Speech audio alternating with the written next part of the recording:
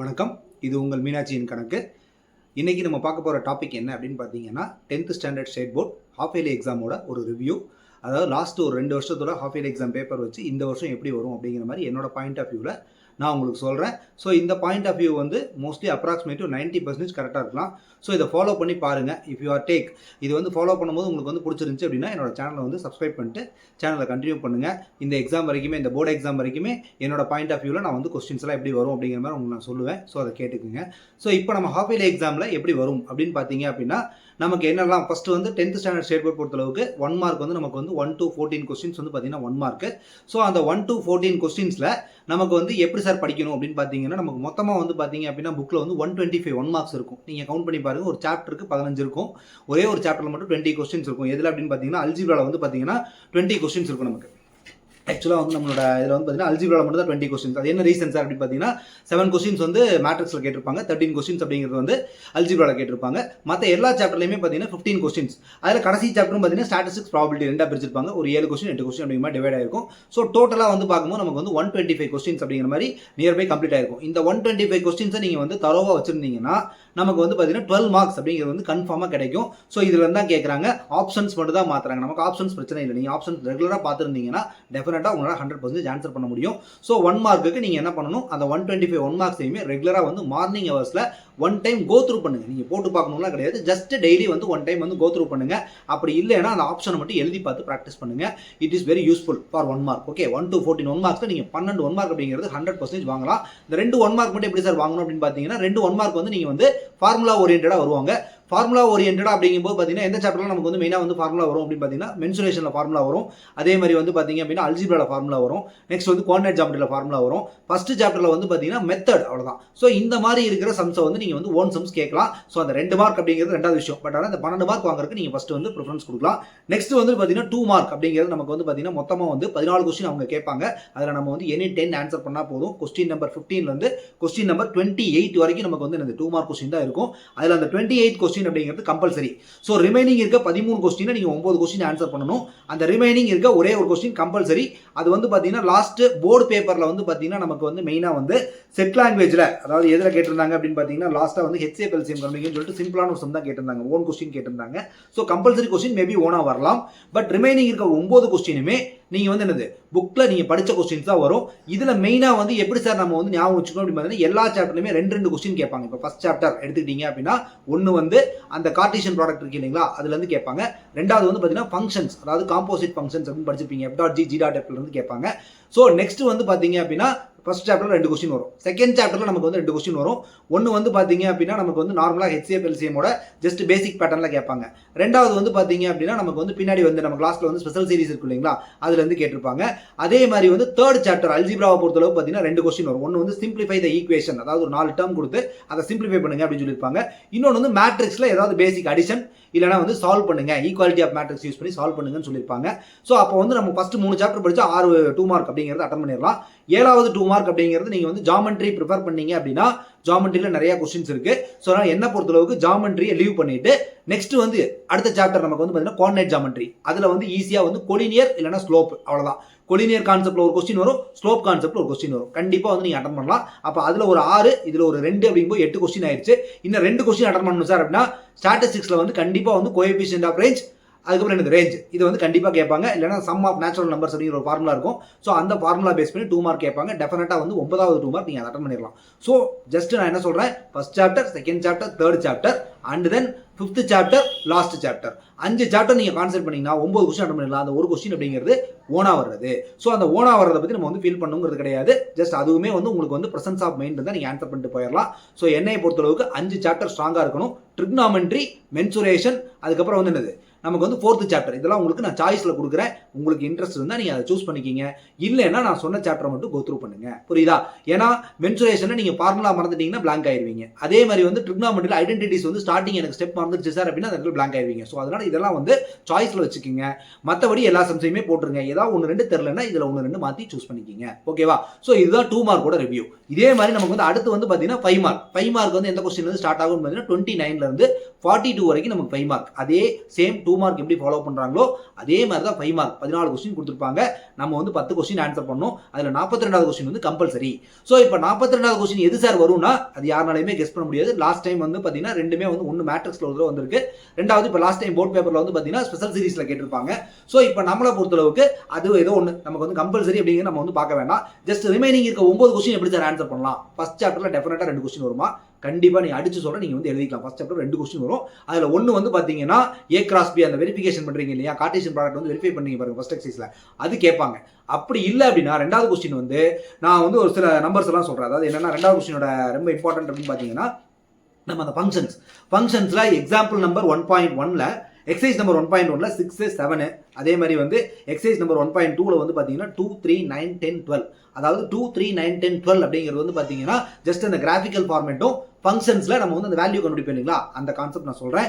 Exercise number 1.1 1.2 மட்டும் go through பண்ணுங்க. Example number வந்து 1.11 1.18 கோத்ரூ பண்ணுங்க. ஸோ இது வந்து டெஃபினட்டா வந்து ஒரு 5 மார்க் வந்துடும். ஃபர்ஸ்ட் அந்த கார்ட்டீசியன் ப்ராடக்ட்ல வந்து ஒரு 5 மார்க் வந்துடும், 2 5 மார்க் அட்டன் பண்ணிடலாம்.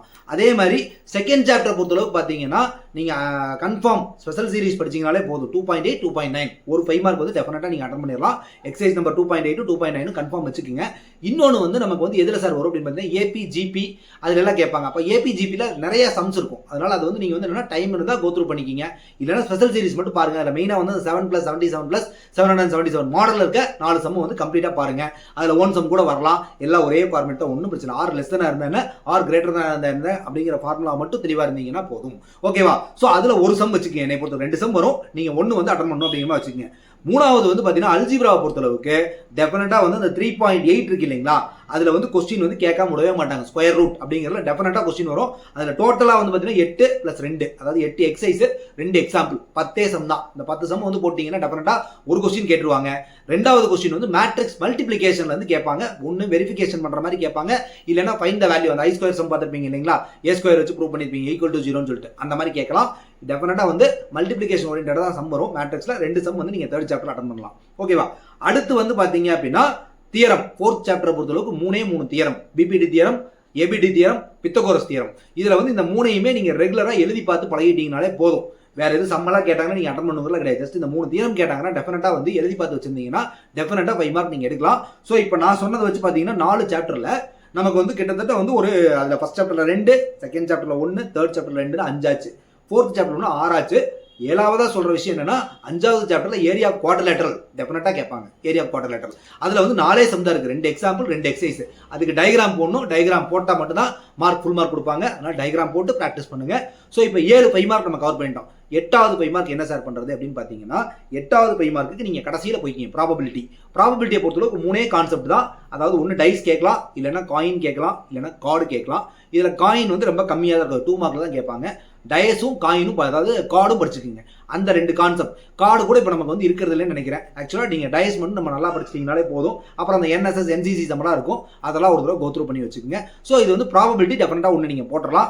ஸோ இப்போ இது வந்து 8வது 5 மார்க் நான் சொல்லியிருக்கேன். 9வது 5 மார்க் நம்ம என்ன சார் பண்ணுறது அப்படின்னு பார்த்தீங்கன்னா ரொம்ப அதாவது இனிமேல் அந்த 9வது 5 மார்க்கும் 10வது 5 மார்க் நம்ம கஷ்டம். அதாவது பார்த்தீங்கன்னா 9வது 5 மார்க்கு நீங்கள் 5.4 அந்த எக்ஸசைஸ் தரோவாக இருந்தீங்க. அதாவது பைசெக்டார் வச்சு நீங்கள் வந்து எலிமினேஷன் மெத்தடில் ஈக்குவேஷனை சால்வ் பண்ணி பாயிண்ட் கண்டுபிடிக்கணும். பர்பெண்டிகுலர் பைசெக்டார் அப்படின்னு சொல்லிட்டு ஒரு சம் இருக்கும். 5.4ல இருக்க எல்லா சம்மே இம்பார்ட்டன்ட் தான். நீங்கள் அதை பார்த்துட்டீங்கனாலே போதும் என்னை பொறுத்தளவுக்கு. ஸோ அதனால வந்து இதை வந்து சாய்ஸாக 9வது கொஸ்டினோட ஒரு ஆப்ஷனல் பார்ட்டாக வச்சுக்கோங்க. அதுக்கப்புறம் என்ன சார் வச்சுக்கலாம் அப்படின்னு பார்த்தீங்கன்னா ட்ரிக்னாமெட்ரி, அப்ளிகேஷன்ஸ் ஆஃப் ட்ரிக்னாமெட்ரியில் angle of elevation, angle of depression concept தெரிஞ்சுன்னா போடலாம். ஸோ இந்த ரெண்டுமே கொஞ்சம் டஃப்பாக தான் இருக்கும். நீங்கள் ஃபாலோ பண்ணீங்கன்னா கொஞ்சம் நீங்கள் வந்து ப்ராக்டிஸ் பண்ணியிருந்தீங்கன்னா அதை கண்டிப்பாக அட்டன் பண்ணலாம். ஸோ அந்த மாதிரி பார்த்துக்கங்க. இப்போ இதெல்லாம் போக இன்னும் ஒரு சம்முக்கு நமக்கு என்ன சார் பண்ணுறதுனா மென்சுரேஷன். அந்த சாப்டரில் நேமிங் ப்ராப்ளம், அருள் மேக்ஸ் அண்ட் அரேஞ்ச்மெண்ட் ஒரு சம் இருக்கும். அந்த மாதிரி சம்மு இல்லை வந்து ஜாயிண்ட், அதாவது இந்த சாலிடை வந்து அப்படி மாற்றிட்டேன் கன்வெர்டட் அப்படிங்கிற மாதிரி சம் இருக்கும். அதாவது லாஸ்ட் எக்ஸசைஸ் நான் சொல்றது அந்த எக்ஸசைஸ் படிங்க. அதாவது ஸ்பியர்லேருந்து என்டையரா வந்து நான் கோனுக்கு மாத்திட்டேன், இல்லை சிலிண்டர்லேருந்து என்டையரா நான் வந்து ஐஸ்கிரீம் சம்லாம் பார்த்துருப்பீங்க இல்லையா, அந்த மாதிரி சம்லாம் பாருங்க. ஸோ அதில் வந்து டெஃபினட்டாக ஒன்று அட்டன் பண்ணலாம். ஸோ இப்போ என்னன்னா 8 சம் அப்படிங்கிறது ஸ்ட்ராங்காக பண்ணிடலாம். அந்த ஒரு சம் மட்டும் தான் உனக்கு வந்து சாய்ஸ் கொடுத்துருக்கேன். 3 சாப்டர் சாய்ஸ் கொடுத்துருக்கேன். உனக்கு எது ஈஸியாக இருக்கோ அதை நீ தான் சூஸ் பண்ணிக்கணும். அந்த மாதிரி பண்ணுங்க. அப்போ 5 மார்க்ல வந்து பார்த்தீங்கன்னா கண்டிப்பாக வந்து 9 5 மார்க். இந்த 10வது 5 மார்க் எந்த சாப்டர்ல வருது அப்படிங்கிறது தெரியாது. ஸோ அது எது வந்தாலுமே நீங்கள் வந்து என்னன்னா கான்செப்ட் தெரிஞ்சிருந்துச்சுன்னா டெஃபினட்டாக you have to attend. So அதை பற்றி நீங்கள் கவலைப்பட வேண்டாம். அப்போ அந்த 10வது 5 மார்க்குமே வந்து ஈஸியாக தான் இருக்கும் நான் ஹோப் பண்ணுறேன். அதே மாதிரி நீங்களும் வந்து நம்புங்க, டெஃபினட்டாக வந்து ஈஸியாக தான் வரும் பேப்பர். ஸோ இப்போ நமக்கு வந்து 2 மார்க் 5 மார்க் முடிச்சிட்டோம், 1 மார்க் முடிச்சிட்டோம். ரிமைனிங் என்ன சார் இருக்குன்னா செக்ஷன் டி 4வது பார்ட். 4வது பார்ட்டில் நமக்கு 2 தான். ஒன்று வந்து கிராஃப், இன்னொன்று வந்து ஜாமெண்ட்ரி. இதில் முதல்ல கேட்குறது வந்து 43வது கொஸ்டின் வந்து ஜாமெண்ட்ரி. ப்ராக்டிக்கல் ஜாமெண்ட்ரி பொறுத்தளவுக்கு நமக்கு வந்து பார்த்தீங்கன்னா எக்ஸசைஸ் நம்பர் வந்து நம்ம வந்து எக்ஸசைஸ் வைஸாக பிரிச்சிங்கன்னா 4.1ல் ஒரு 4+2 6 சம் இருக்கும். 4.2ல் ஒரு 4+3 சாரி 5+4 ஒரு 9 சம் இருக்கும் மீடியன். ஃபர்ஸ்ட் வந்து சிமிலர் ட்ரையாங்கிள்ஸ் ஒரு 6 சம், மீடியனில் ஒரு 9 சம் 15 சம். ஒன்று இந்த ரெண்டையும் சேர்த்து படிக்கணும். அப்படி இல்லையா லாஸ்ட் டேஞ்சன்ட் 9 சம் தான், அந்த 9 சம் ப்ரிப்பேர் பண்ணால் போதும். எக்ஸசைஸ் நம்பர் 4.3ல பித்தகோரஸ் தேர்வுக்கு அடுத்து பின்னாடி இருக்கும். ஸோ ஒன்று அந்த 15 சம் பாருங்க, இல்லைன்னா இந்த 9 சம் பாருங்க. ரெண்டையும் போட்டு கன்ஃபியூஸ் பண்ண வேண்டாம். 16 இல்லைன்னா 9. சரியா? என்ன பொறுத்தளவுக்கு எது சார் ஈஸி அப்படின்னு பார்த்தீங்கன்னா என்னோட பாயிண்ட் ஆஃப் வியூவில் பேர் ஆஃப் டேஞ்சன்ஸ் அப்படிங்கிறது 100% நீங்கள் ஃபுல் மார்க் வாங்கலாம். அப்போ பேர் ஆஃப் டேஞ்சன்ஸ் வந்து நீங்கள் ப்ராக்டிஸ் பண்ணுறது பெட்டராக இருக்கும், பார்த்துக்குங்க. ஏன்னா எதிரா சாய்ஸ் தான், ஒன்று அந்த 15லேருந்து ஒன்று வரும், இல்லைன்னா இந்த 9லேருந்து ஒன்று வரும். ஓகேவா? அதே மாதிரி கிராஃப் வந்து பார்த்தீங்கன்னா நமக்கு வந்து 2 எக்ஸசைஸ், ஒன்று 3.15 இன்னொன்று 3.16. 3.15ல 9 சம் தான் இருக்கும், 6+3. அதுதான் என்னை பொறுத்தவரைக்கும் ரொம்ப easy. Indirect and direct variation அது வந்து கொஞ்சம் கால்குலேஷன் கஷ்டமாக இருக்க மாதிரி இருக்கும். ஆனால் என்ன பொறுத்தளவுக்கு டைம் லிமிட்டோட பார்க்கணும் அப்படின்னா அதுதான் ஈஸி. புரியுதா? டைமோட நீங்கள் போடணும் அப்படின்னா 10 நிமிஷத்தில் அதை தான் போட முடியும். அதனால் அதை வந்து நீங்கள் வந்து பெட்டராக வந்து ட்ரை பண்ணுங்க. ரெண்டாவது குவாட்ராட்டிக் கிராஃப். அது வந்து பார்த்தீங்கன்னா கான்செப்ட், அதாவது உனக்கு வந்து அந்த ஈக்குவேஷனோட சொல்யூஷன் தெரிஞ்சிருச்சு அப்படின்னா எதுலேருந்து எது வரைக்கும் வச்சுக்கலாம். அதாவது எக்ஸோட வேல்யூ எது எடுக்கணும் சார், இதுதான் மெயினாக கன்ஃபியூஸ் ஆகும். -4லேருந்து ஸ்டார்ட் பண்ணுமா, -3லேருந்து ஸ்டார்ட் பண்ணுமா, -2லேருந்து ஸ்டார்ட் பண்ணுமா அப்படிங்கிறது ஒன்றும் பெரிய விஷயமெல்லாம் இல்லை. நீங்கள் அந்த கொடுக்குற குவாட்ராட்டிக் ஈக்குவேஷனை சால்வ் பண்ணி பாருங்க, 2 சொல்யூஷன் கிடைக்கும். அந்த சொல்யூஷனை கரெக்டாக எடுத்து வச்சுக்கிட்டீங்கன்னா எக்ஸோட வேல்யூ ஈஸியாக ஃபைண்ட் பண்ணிடலாம். ஸோ என்ன பொறுத்தளவுக்கு அது டைம் லிமிட் வந்து நமக்கு வந்து கரெக்டாக வராது. அதனால் நீங்கள் வந்து என்னது direct and indirect variation choose பண்ணலாம். டைரக்ட் அண்ட் இன்டைரக்ட் வேரியேஷனில் சம் ஓனா கேட்டாங்க சார், என்ன பண்ணுறது? ஒன்றும் பெருசாக இல்லை. நமக்கு வந்து டைரக்ட் அப்படின்னா ஸ்ட்ரைட் லைன் மாதிரி வரும், இன்டைரக்ட் அப்படின்ட்டாங்கன்னா அது வந்து கர்வ் மாதிரி வரும். அவ்வளவுதான். இது ஒன்றும் பெரிய விஷயம்லாம் இல்லை. ஆன்சர் இன்க்ரீசஸ், ரெண்டுமே இன்க்ரீஸ் ஆகுது. எக்ஸ் இன்க்ரீசஸ், ஒய் இன்க்ரீசஸ், அது direct. X decreases, Y decreases, அதுவும் டைரக்ட். நமக்கு மாறி வருதா, ரெசிப்ரோக்கல் வருதா, அது வந்து இன்டைரக்ட். அவ்வளவுதான். நீ கொஸ்டினை பார்த்தாலே புரிஞ்சுக்கலாம், ஒன்றும் பெரிய விஷயம்லாம் கிடையாது. ஸோ தயவு செஞ்சு அந்த மாதிரி வந்து அண்டர்ஸ்டாண்ட் பண்ணி படிங்க. ஸோ இவ்வளோதான் டோட்டல். அப்போ நமக்கு வந்து 100 மார்க் எடுக்கிறதுக்கான ஒரு ஈஸியான பார்ட் தான் இது. ஸோ இதில் வந்து மெயினாக வந்து பார்த்தீங்கன்னா 2 1 மார்க்கு, ஒரே ஒரு 2 மார்க் கொஸ்டின், ஒரு 5 மார்க் கொஸ்டின். இவ்வளோதான் டஃப். அதாவது 2 1 மார்க், ஒரு 5 மார்க்னா 7 மார்க் ஆச்சு. அதுக்கப்புறம் வந்து பார்த்தீங்கன்னா நமக்கு ஒரு 2 மார்க் அப்படிங்கும்போது 9 மார்க் ஆச்சு. அவ்வளோதான். ஸோ இந்த 9 மார்க் அப்படிங்கிறத நமக்கு வந்து கிரியேட்டிவாக கேட்குறாங்களே தவிர மற்ற எல்லாமே வந்து புக்கில் தான் இருக்குது. இந்த 9 மார்க்குமே புக்கில் தான் இருக்குது. ஜஸ்ட் கான்செப்ட் இருந்தால் நீ வந்து என்னது அவுட் ஆஃப் 100 அப்படிங்கிறது ஈஸியாக வாங்கிடலாம். ஸோ என்னை பொறுத்தவரைக்கும் எல்லாருமே இந்த கமெண்ட்ஸ், அதாவது இந்த என்னோட ஷார்ட் வியூவை பார்த்து நீங்கள் வந்து கண்டிப்பாக படிப்பீங்கன்னு நினைக்கிறேன், நான் நம்புறேன். ஸோ இதை வந்து ஃபாலோ பண்ணுங்க. இது வந்து உங்களுக்கு பிடிச்சிருந்துச்சுன்னா உங்கள் ஃப்ரெண்ட்ஸுக்கு வந்து ஷேர் பண்ணுங்க. எல்லாத்துக்குமே வந்து இது வந்து போய் சேரணும். ஸோ இதை வந்து 100% நீங்களும் நம்பி நீங்கள் படிங்க. உங்களுக்கு வந்து 100% இல்லை 90% தான் கிடைச்சிருக்கு அப்படின்னா கூட எனக்கு வந்து கமெண்ட் பண்ணுங்க. இந்த எக்ஸாம் முடியட்டும், ஹாஃப் இயர்லி எக்ஸாம் முடிச்சதுக்கப்புறம் டெஃபினட்டாக கமெண்ட் பண்ணுங்க. நான் வந்து கண்டிப்பாக வந்து அதை ஹாஃப் இயர்லி எக்ஸாமோட கொஸ்டின் வச்சு ஒரு ரிவ்யூ போடுவேன். அதையும் நீங்கள் பாருங்க, உங்கள் ஃப்ரெண்ட்ஸுக்கு ஷேர் பண்ணுங்க, சப்ஸ்கிரைப் பண்ணுங்க. Thank you for attending the class. Thank you.